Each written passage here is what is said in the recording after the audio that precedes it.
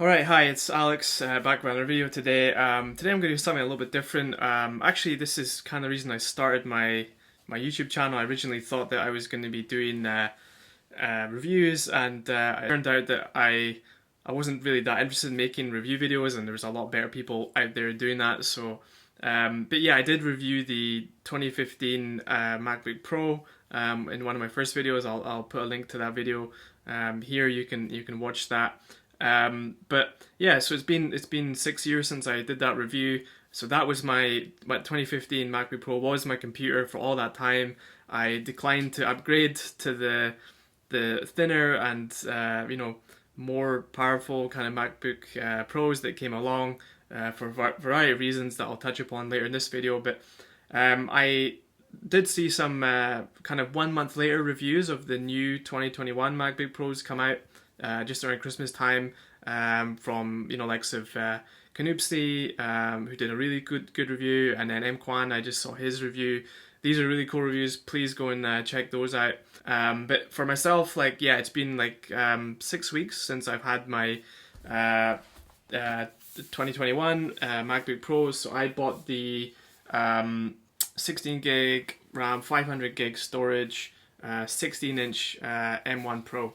And what can I say? It's a really nice computer. A nice solid upgrade for me coming from the 2015 one. Obviously, there's a lot changed in that time, and workflow is I prefer a more powerful, bigger screen, and I will sacrifice obviously some of the disadvantages of that. So the main kind of drawbacks of this machine are the weight of the machine and the thickness. So that's quite apparent if you're coming from some of the newer MacBooks which have been a lot thinner, and it is pretty heavy when you're kind of walking around with it from place to place.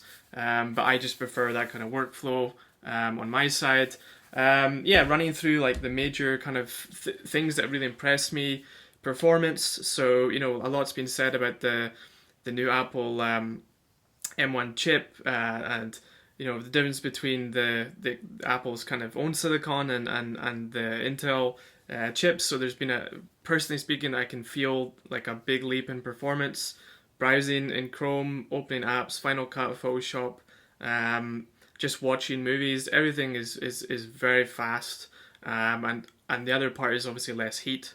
So basically, before when you have your MacBook, you're basically you've got a microwave on your lap kind of thing, and this thing has barely had any heat since I've had it, and then also literally no fan noise or no fans whatsoever, despite there being a fan in the product. So we're told the display is,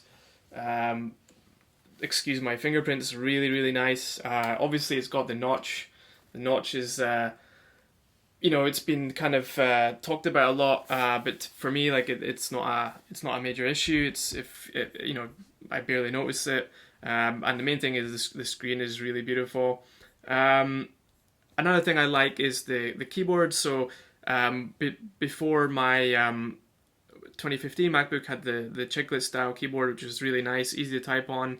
Then when we had the later MacBooks with the butterfly switch type keyboard, I had to use that at work, and I actually hate that so much. I had a Logitech external keyboard, so it's really nice to have the keyboard back to the way it was, and you can see here it's nicely inlaid in this black, so it looks good and it actually functions well. So yeah, performance, screen, keyboard, ergonomics, all good. But the thing that really impressed me, and I actually tweeted about this when I got it, it kind of stood out a mile, was the speakers. So before, when I come home from work, I had a Bose SoundLink speaker. And so what I do is I would just play some Bluetooth music from my phone or my computer, and then that would be in the background somewhere. And then once I kind of played a track on my MacBook for the first time, I was just blown away by the quality of the speakers, and I actually gave away my Bose SoundLink. I gave that away because basically the speakers are good enough kind of stand alone. A little bit of AC/DC here.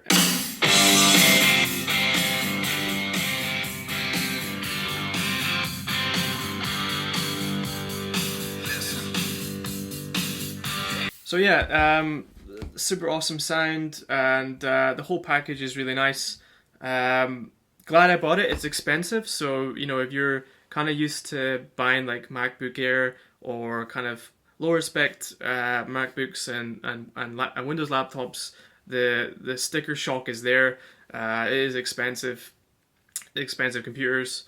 But if you're working on your laptop a lot, you say you don't have a desktop or you're on the go a lot and you need a really solid work machine, one that you can both like work really hard on and also have fun, you know, in your side hobby or you know your downtime with movies and stuff. Definitely recommend the new MacBook Pro. I think for most people, like the base, like I have 16 gig, 500 gig storage. That for me, like the base level, either 14 inch or 16 inch, I think that's enough for most people. A lot of the other reviewers have talked about this, and yeah, I wouldn't use any of the extra spec. So I'm kind of glad I got the base model. So yeah, that's it. That's going to be my main computer in 2022, and I won't have to buy another one for a long time, I don't think. Yeah, so nice to get another review in. This is kind of a different video for me, but I do have some other stuff that I kind of want to review later on. I actually have the Galaxy Z Fold 3. I kind of want to review that at some point. Yeah, I'll probably do some more kind of review videos in the future. But yeah, if you like my content, like my channel, please consider subscribing, and I will be doing some more videos as soon as possible. So thank you very much, and I'll see you in the next video.